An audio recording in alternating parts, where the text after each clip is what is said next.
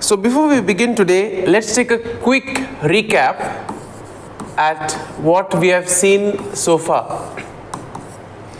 So we see that the Buddha had attained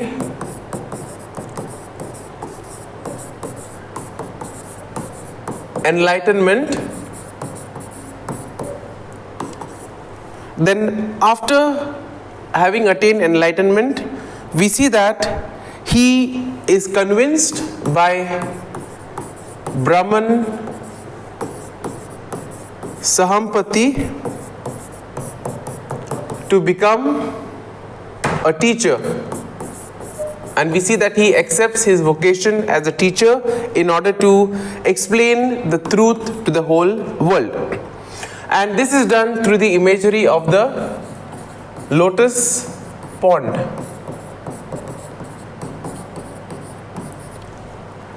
Then we see that he meets the 5 ascetics who had left him. They were disappointed, they had left him. And now, once he meets the 5 ascetics, the Buddha tells them that he was an arhat, which means a perfected one, a fully awakened one.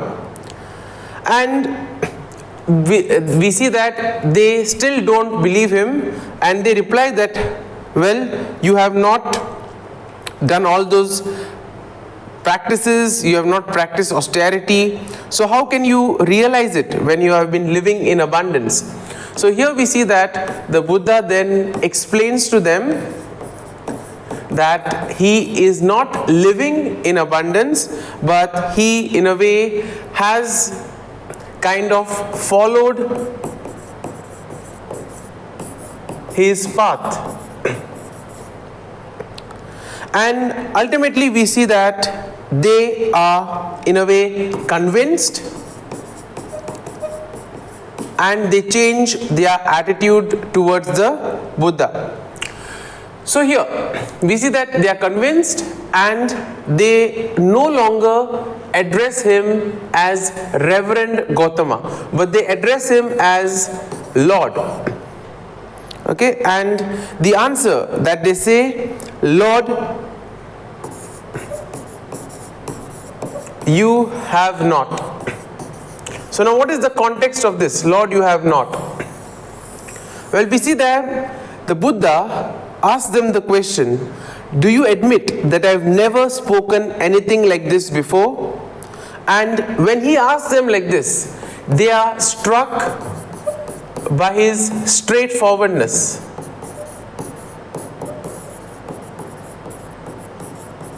And we see that they respond to him, Lord, you have not spoken anything like this before. And in this way we see that they are convinced now, and the Buddha then delivers to them his first sermon. Now his first sermon is known as the Dhammacakkappavattana Sutta, which basically means the sermon on the setting in motion of the wheel of truth. And this was delivered at Isipatana, which is now called Sarnath. And we see that an ancient stupa, that is a building containing a religious relic, still marks the spot where this event supposedly occurred. The first Buddha, known as the Dhammacakkappavattana Sutta, marks a pivotal moment in the history of Buddhism. Thus I have heard. So let's take a look at the contents of the first sermon. We see that first and foremost he tells us that 2 extremes have not to be practiced. Okay, you should neither go to the extremes, and therefore similarly he says that indulgence into sense pleasures also have to be avoided. One also needs to take self-mortification, and the middle path is necessary in order to end suffering. Now he also comes up with this middle path, which is known as the Noble Eightfold Path, which includes right view, right thought, right speech, right action, right livelihood, right effort, right mindfulness, and right concentration.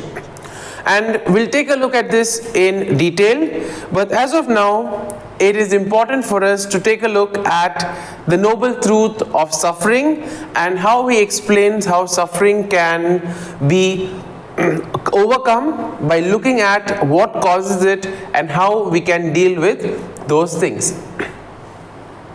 So, now, first and foremost, when we look at the noble truth of suffering, this is also called as dukkha in Buddhism. And in a way, this outlines the pervasive nature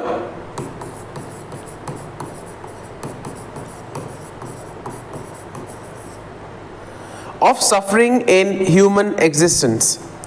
And it also highlights the different forms in which suffering occurs in the world. So, it is said that birth also is suffering, because the process of being born both involves pain as well as discomfort. And this pain and discomfort is both for the mother as well as for the child. Next, he also says that aging is suffering. How is this? Because as people age, they experience physical and mental decline. And this also can lead to a lot of stress, a lot of discomfort in life.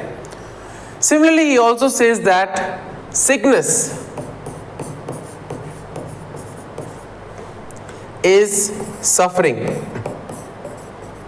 Now, from our own experiences, we know that when we are sick, we are always in some kind of discomfort, not in the best of moods, etc. And that also causes us a lot of suffering. So similarly, he says that illness and disease can also cause pain. Why? Because it tends to limit one's abilities, and this in turn leads to suffering.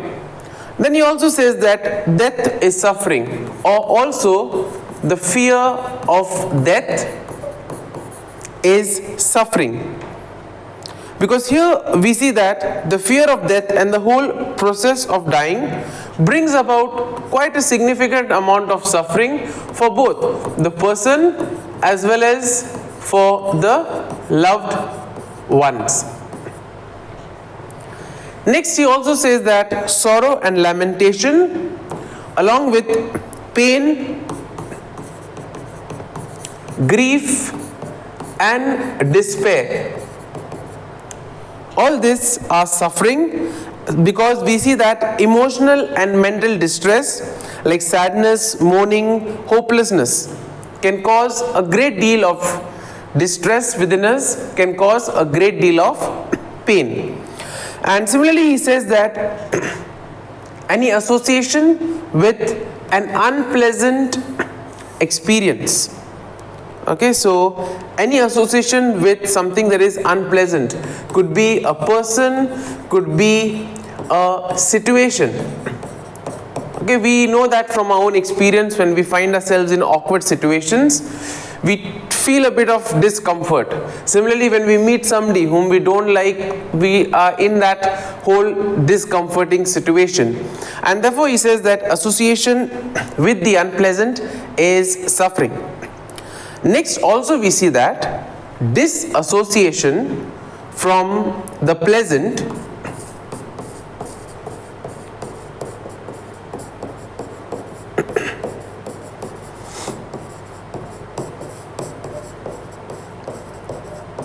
this also in a way leads to suffering. Why? Because you like something so much, you're so much attached to it, and when that is taken away from you, whether it is a loved one or anything or a gadget, we see that it causes a great amount of pain, and therefore we see that losing or being separated from people or things that bring us joy and comfort can cause suffering in us. Another thing also is not to get what one wants. Sometimes we are so obsessed with certain things. We want it by all means, and therefore till we get it, it does cause a great deal of suffering, because our whole mind is kind of occupied with that same thing. Until we get it, we are not at rest, and therefore we see that unfulfilled desires or unmet expectations in a way can also cause sufferings. So therefore we can say that, in short, the five aggregates of attachment, which include the form, that is rupa, which includes the sensations or the feelings, perceptions, mental formations and consciousness, all of these are in a way sources of suffering. Why? Because they are tied to attachment and desire. And therefore this noble truth emphasizes that suffering is in a way an inherent part of human existence, and therefore it must be fully understood. And therefore only by recognizing the nature and sources of suffering, we can actually really begin to address and overcome suffering by moving towards a state of enlightenment and freedom from suffering. And therefore when we take a look at the five aggregates, or which are the five skandhas, as we would call them in Sanskrit, we see that these are components that constitute a sentient being's existence and experience.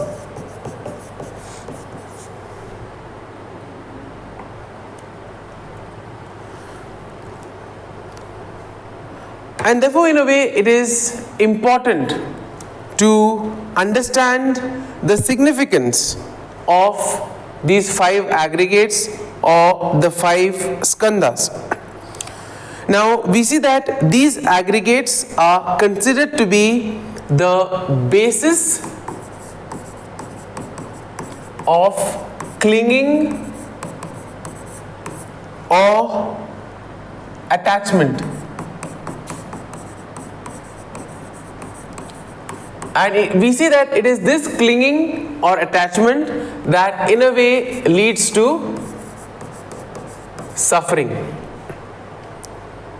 And therefore we see that the five aggregates or the five skandhas hold significant philosophical relevance in Buddhism, primarily concerning the nature of self, suffering, and the path to enlightenment.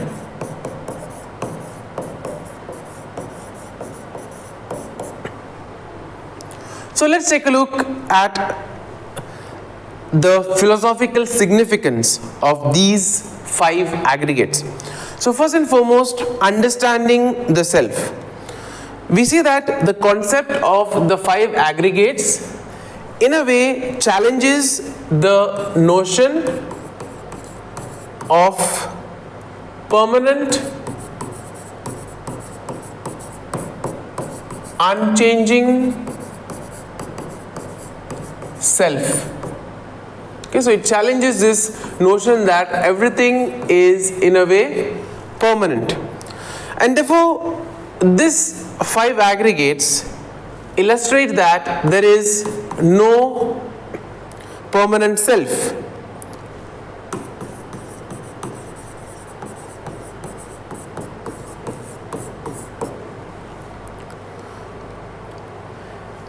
And therefore these aggregates illustrate that what we call as self is just a collection of changing elements.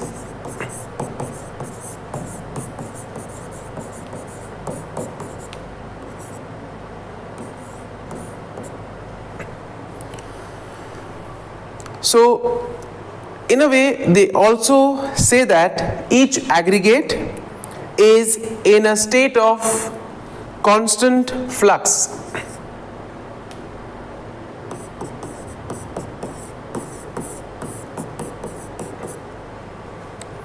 And therefore this reinforces the idea that everything in a way is transient.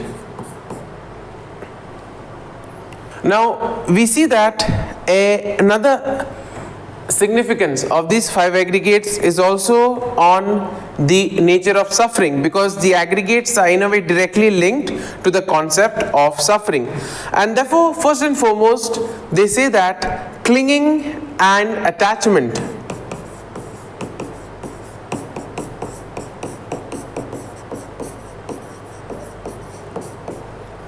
okay, so whenever we cling to any of these aggregates, when we mistake them to be a permanent self, that leads to suffering. Similarly also, by understanding the impermanent nature of these aggregates, we are able to see the root causes of suffering and we can work towards them. So therefore in a way it also gives us an insight into suffering. For example, we see that clinging to youth and beauty, which is form, can lead to suffering as we age. Similarly, attaching ourselves to fleeting emotions can also result in a lot of disappointment when they change. And therefore, here the whole nature of suffering, why suffering takes place, is in a way explained. It is because of our clinging, our attachment, and how these attachments in a way can make us feel that everything is permanent, and then when we realize that it is no longer there, that in a way causes suffering. And next, it's important to analyze the five aggregates because they in a way lead us to the path towards enlightenment. We see that meditation in a way is quite important, because by practicing meditation involves observing and understanding these aggregates. And we see that in a way it is important in order to get insight into the impermanent and the non-self nature of these aggregates. And therefore we see that it is important for us to understand the significance of these aggregates, and it is only then that we can actually really tackle this whole situation. Another important aspect also here that comes is that we need to let go. This involves realizing the true nature of the aggregates, and we see that by realizing their true nature, it helps in letting go of attachment, reduces suffering, and thus move towards enlightenment, that is nirvana. And therefore in a way it is important for us to let go. And an example of this could be the vipassana meditation. Because in the vipassana meditation we see that practitioners observe sensations, feelings and thoughts, and this in a way helps them to understand their impermanent nature, which leads to greater equanimity and wisdom. Now what exactly does, or what can one say, what is exactly the vipassana meditation? Well, we see that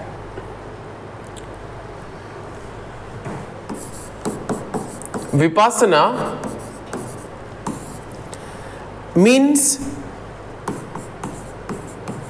to see things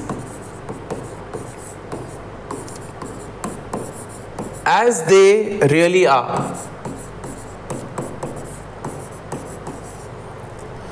And in a way, this involves observing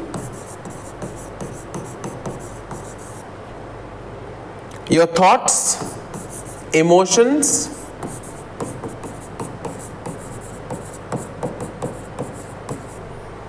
and also bodily sensations. And therefore, as we know that while practicing Vipassana meditation, first and foremost we need to find a quiet place, a place where you won't be disturbed. The next important step in this is focusing on your breath.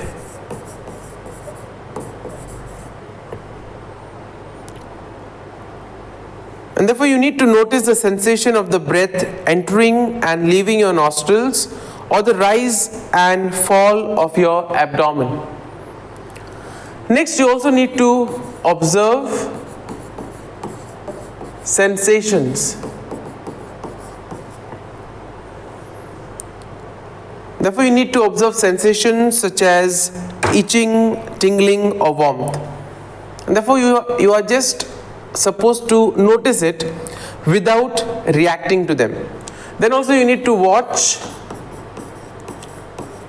your thoughts and emotions. Once again, just observe them without getting involved. Every time you need to stay in the present, or stay present to what is happening. Live in the present moment, stay in the present moment.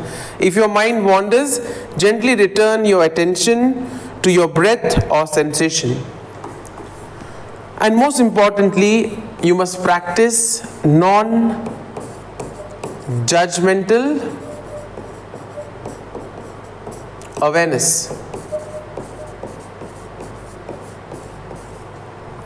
Whatever you experience, accept it without labeling it as good or bad. Now, what are the benefits of Vipassana meditation?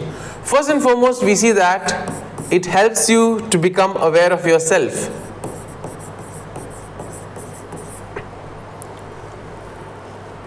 We see that by observing your emotions without reacting, it also helps you to maintain or develop emotional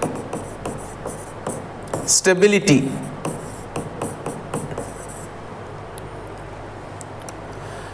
Similarly, we also see that regular practice can lead to reduced stress. It also provides insights into the nature of your mind and also the impermanent nature of all experiences. And therefore, having seen this, we need to now take a look at the whole concept of this dependent origination. Well, we see that the aggregates are integral to the Buddhist concept of the dependent origination. And therefore this concept of the dependent origination explains the interdependent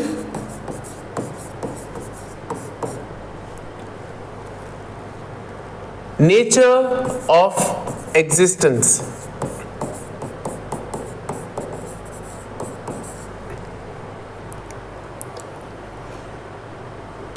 And therefore, when we look at the whole aspect of the interconnectedness, we see that each aggregate arises in dependence on the others. And therefore we see that our experiences are in a way interconnected.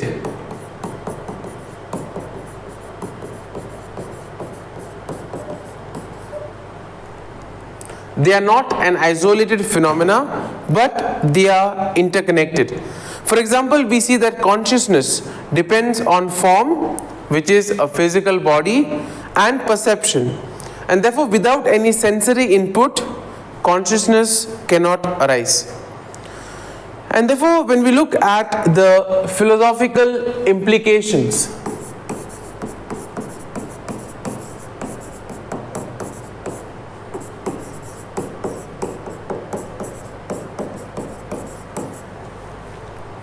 of these five aggregates,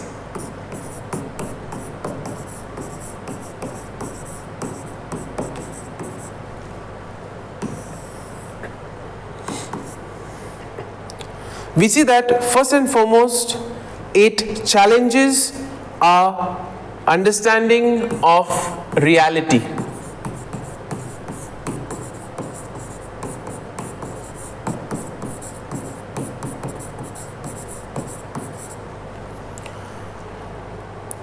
It pushes us to see beyond the superficial appearance to the underlying process. So therefore it pushes us to look beyond, to go beyond.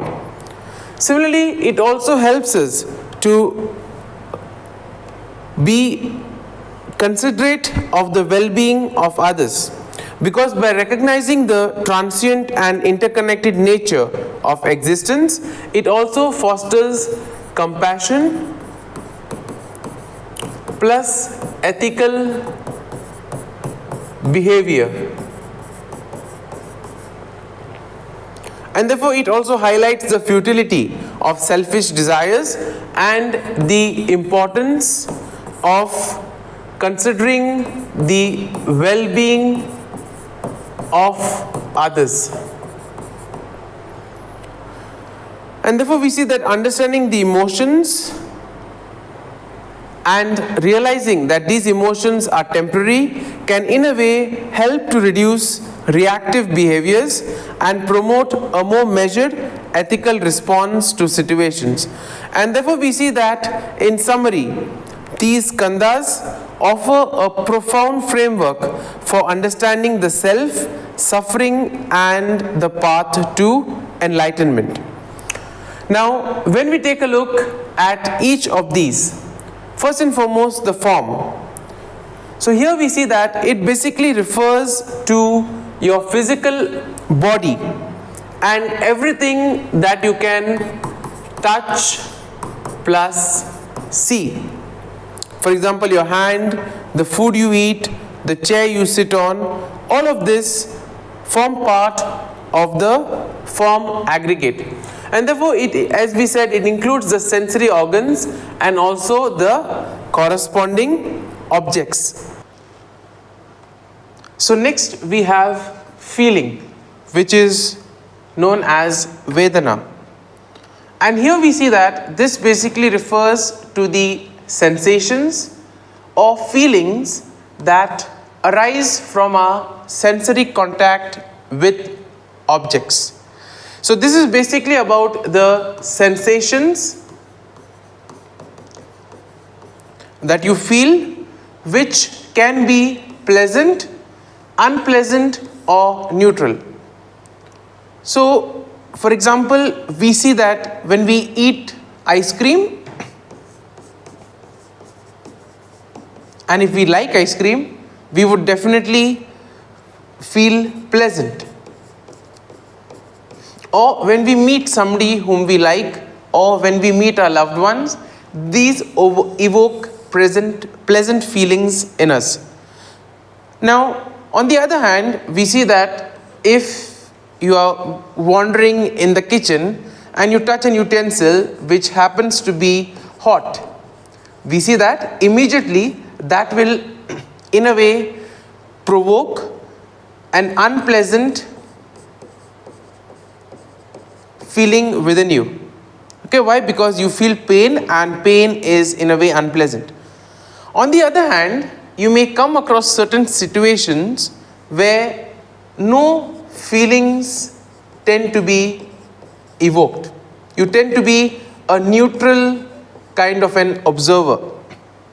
Okay, or for example, when you sit quietly without much happening, you may in a way feel neutral.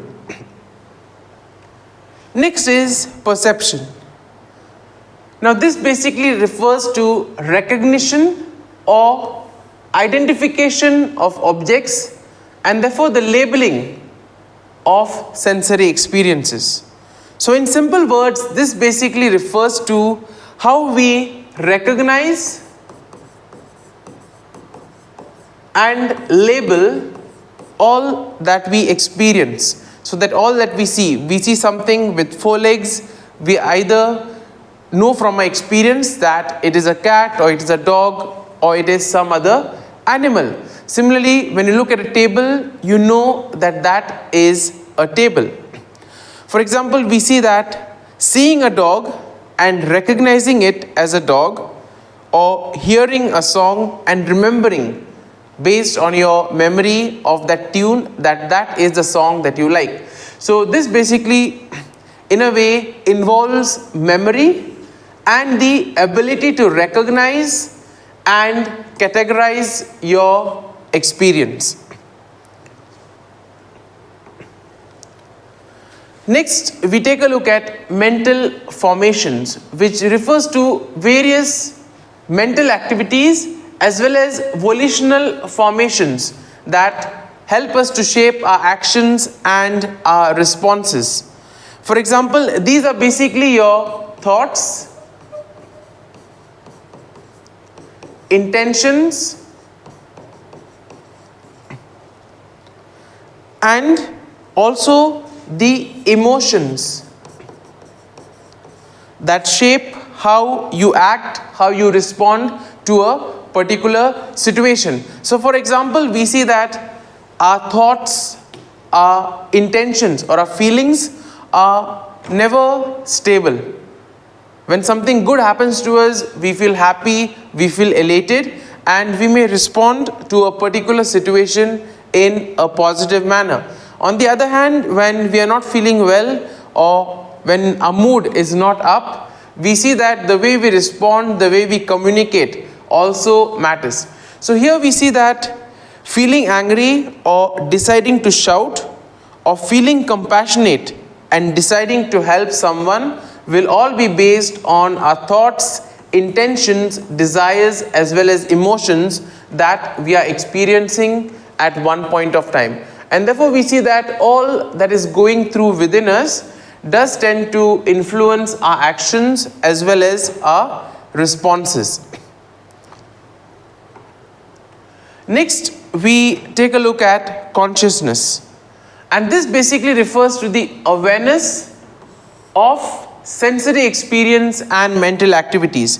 So in other words, we see that this is basically the kind of awareness that arises from your contact with the objects.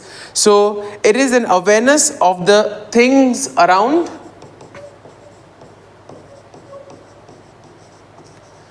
and what is happening in your mind. For example, being aware of reading a book or noticing that you are thinking about what you are going to do ahead comes in this category. And therefore we see that in Buddhism, understanding these 5 aggregates help us to see that they are always changing, and therefore we are not truly who we are. And therefore this realization can help us to reduce attachment and suffering. And in a way, the 5 aggregates tell us that things are not permanent. They are constantly changing, and when we cling to these things, we tend to understand that these are permanent. and that is the cause of suffering. So therefore, the five aggregates help us to understand that things are always changing and nothing is impermanent. Now we take a look at the noble truth of the origin of suffering. Now, the noble truth of the origin of suffering explained in Buddhism identifies craving or thirst as the root cause of all possible suffering. And this is a craving that in a way leads to a continuous cycle of rebirth and existence, which is driven by greed and desire. Now we see that this manifests itself in three forms. First and foremost, thirst for sense pleasures. Now this would include craving for sensory experiences such as pleasurable sights, sounds, tastes, and other tactile sensations. So basically what we sense in the world around us. Next you have the thirst for existence and becoming. Now this refers to the desire for continued existence, and therefore the desire of becoming something more. In today's world we see that this is quite prominent because we always want to go beyond. We are always in search of power, status, wealth, and also personal growth.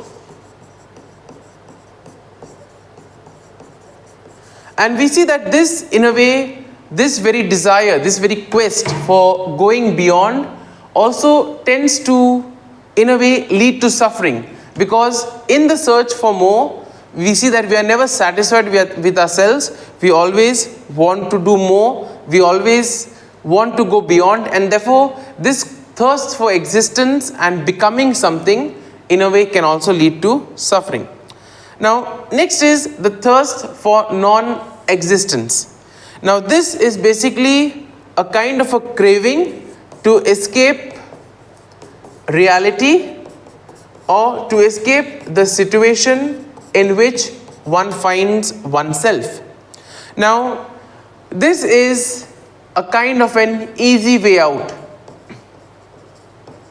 Instead of facing the suffering, instead of being in that situation and trying to find out solutions, sometimes we see that we have this kind of a temptation to seek the easy way out, to end suffering either through non-existence or self-annihilation. And therefore we see that suicide would be something that comes in this category, where we try to seek the easy way out, end suffering, thinking that everything ends with that. And therefore, according to this noble truth, these forms of craving perpetuate the cycle of suffering. And therefore, to overcome suffering, one must recognize and abandon this craving. It is only by letting go of these desires that one can break free from the cycle of rebirth and achieve liberation, that is nirvana.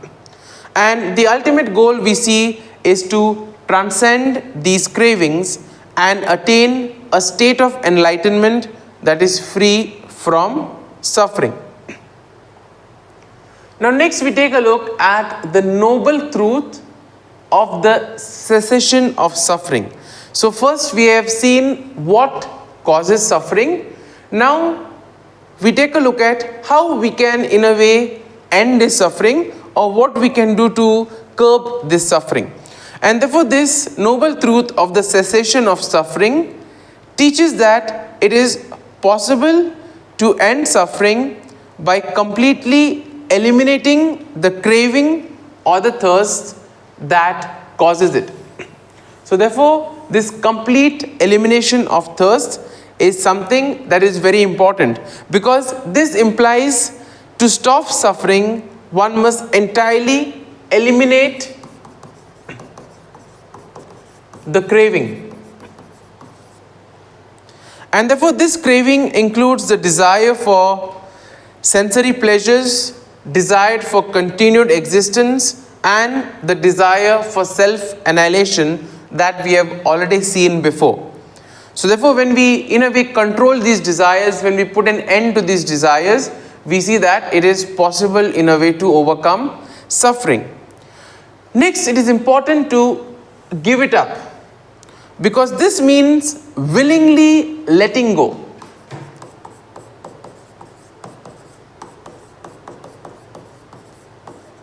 We see that if this is done by force, it will not have any effect. Why? Because it will in a way be only for a certain period of time. After some time, you will again get back to it. It is only once it comes from within, when you realize for yourself that it is not helping you, it is not helping you progress. When you let it go by yourself through a firm decision, it is only then where you can in a way get rid of all craving and attachment. And therefore this has to be in a way a kind of a conscious decision.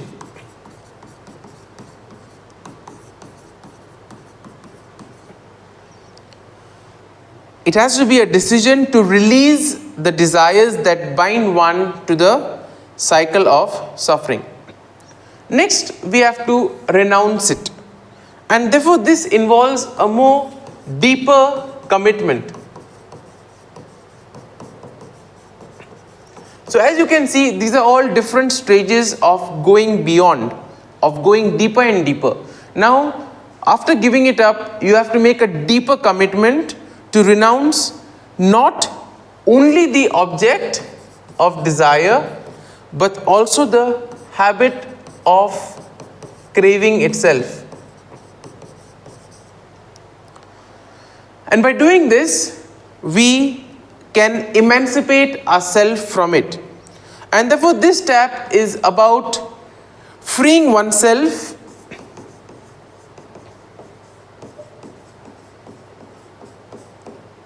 from the power and influence of craving.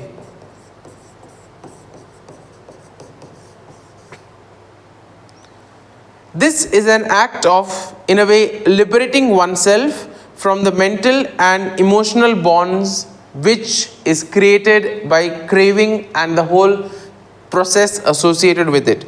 And finally, detaching oneself completely from it. So this involves, in a way, creating a sense of non-attachment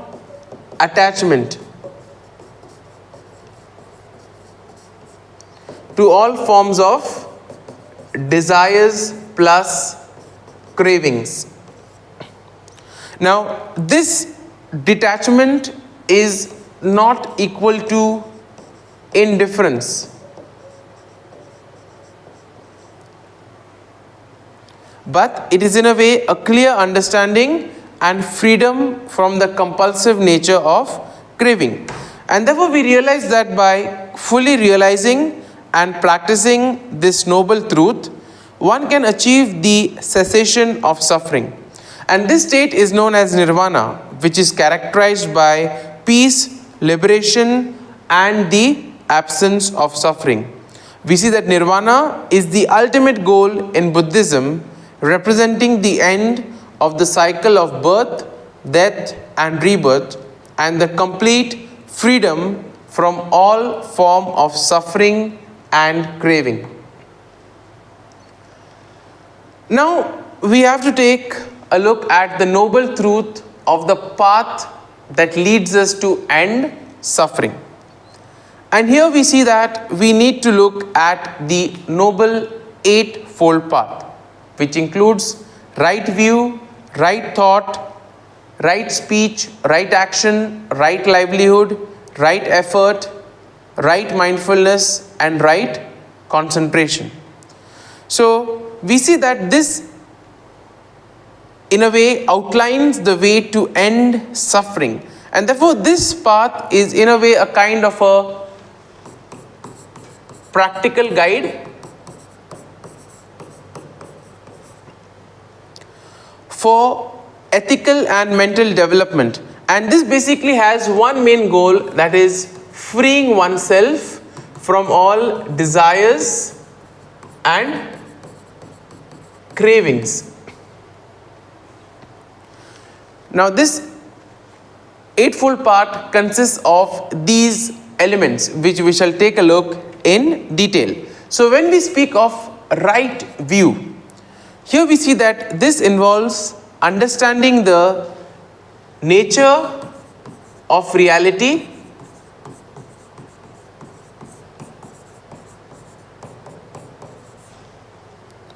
and the truth of life.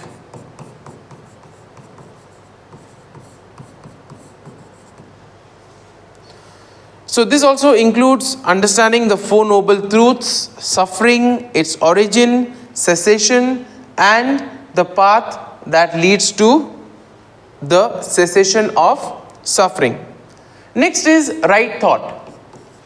And here we see that this involves developing a mindset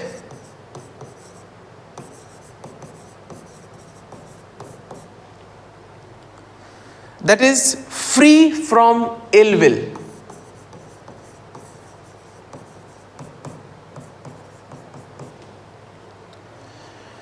And this therefore involves nurturing thoughts of renunciation, goodwill, and compassion.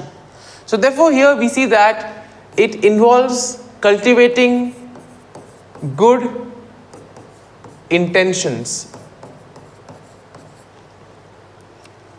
Next we have right speech, which involves speaking truthfully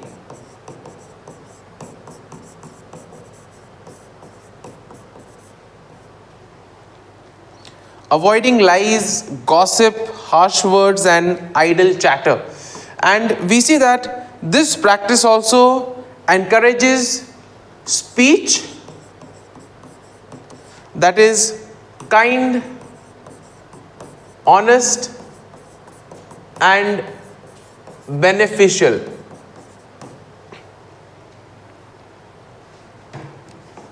Next we take a look at right action.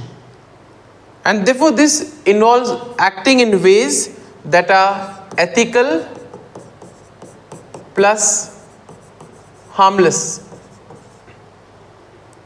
And this would involve refraining from killing, stealing, and engaging in sexual misconduct. In other words, it promotes actions that are compassionate and considerate.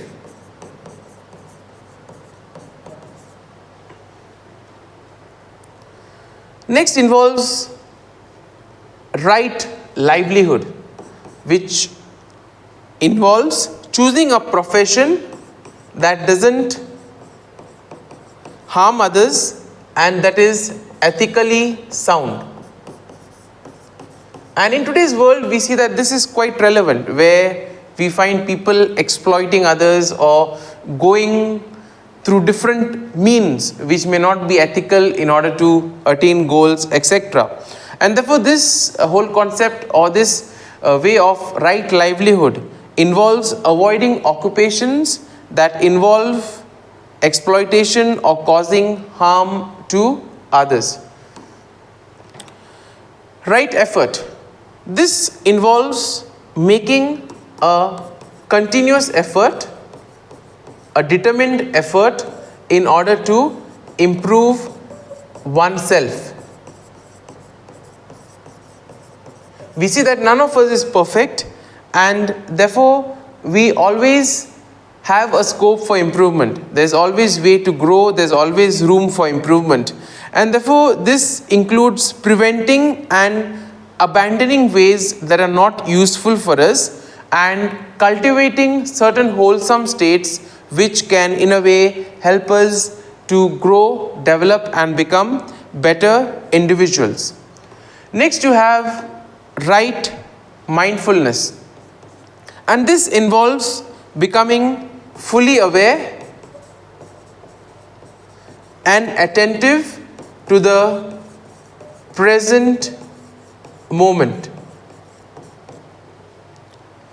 It also involves recognizing the nature of things as they are. We see that in today's world, we are filled with various perspectives, and also we have a lot of prejudices. And therefore, right mindfulness in a way emphasizes that we need to look at things and recognize the nature of things as they are, not as we think them to be.